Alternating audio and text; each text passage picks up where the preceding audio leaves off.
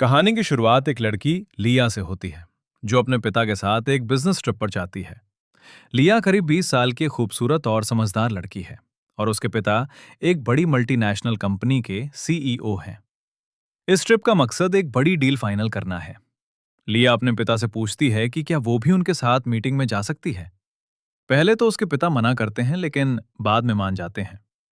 Meeting के लिए तैयार होते वक्त दोनों के बीच हल्की फुल्की बातचीत भी होती है, जिससे उनके रिश्ते की केयर और क्लोजनेस दिखती है। मीटिंग के दौरान लिया होटल में ही रुकती है। बोर होने की वजह से वो थोड़ा घूमने निकलती है और तभी उसकी मुलाकात लिफ्ट में एक अजनबी आदमी से होती है। वो आदमी उम्र में उससे बड़ा होता है और पहली ही मुलाकात में उसके व्यवहार से थोड़ा अजीब सा लगता है, लेकिन लिया उस पर ज्यादा ध्यान नहीं देती। बाद में पता चलता है कि वही आदमी, जिसका नाम क्रिस्टीन है, असल में वही शख्स है जिसके हाथ में उसके पिता की डील का फैसला है। शाम को होटल में एक पार्टी होती है जहां लिया अपने पिता के साथ जाती है। वहीं उसकी फिर से क्रिस्टीन से मुलाकात होती है। इस बार माहौल अलग होता है। बातचीत, डांस और धीरे धीरे दोनों के बीच एक अजीब सा कनेक्शन बनने लगता है।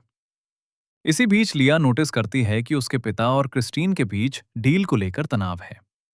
जब लिया अपने पिता की मदद करने की कोशिश करती है तो वो उल्टा उस पर झुंझला जाते हैं। ये बात लिया को काफी हर्ट करती है और वो पार्टी छोड़कर बाहर चली जाती है। बाहर उसकी मुलाकात फिर से क्रिस्टीन से होती है। इस बार दोनों के बीच बातचीत थोड़ी पर्सनल हो जाती है। क्रिस्टीन उसकी लाइफ के बारे में पूछता है और लिया भी खुलकर बात करती है। धीरे धीरे दोनों के बीच की दूरी कम होने लगती है। अगले कुछ सीन में पार्टी के दौरान ही दोनों और करीब आ जाते हैं। लिया थोड़ी कंफ्यूज रहती है, खासकर इसलिए क्योंकि उसके पिता सब कुछ देखते हुए भी कुछ नहीं कहते। यही बात उसे अंदर से और उलझा देती है। आखिरकार लिया क्रिस्टीन के साथ उसके कमरे तक चली जाती है। वहां दोनों के बीच रिश्ता और आगे बढ़ता है।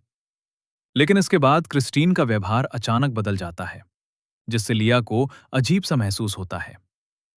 जब लिया वापस पार्टी में आती है तो उसे पता चलता है कि उसके पिता को वो डील मिल चुकी है। तभी उसे धीरे धीरे एहसास होता है कि शायद इस पूरी सिचुएशन में उसका इस्तेमाल हुआ है। ये रियलाइजेशन उसके लिए बहुत पेनफुल होता है। वो अपने पिता का सामना करती है, लेकिन उनके बीच की दूरी अब साफ दिखने लगती है। आखिर में लिया अपने पिता को छोड़कर वहां से चली जाती है, एक टूटे हुए भरोसे और भारी दिल के साथ। कहानी यहीं खत्म होती है, लेकिन एक सवाल छोड़ जाती है। गलती किसकी थी? एक पिता की, जिसने अपने फायदे के लिए अपनी बेटी को नजरअंदाज किया, या उस आदमी की जिसने हालात का फायदा उठाया, या फिर लिया की जो इस सब में उलझती चली गई?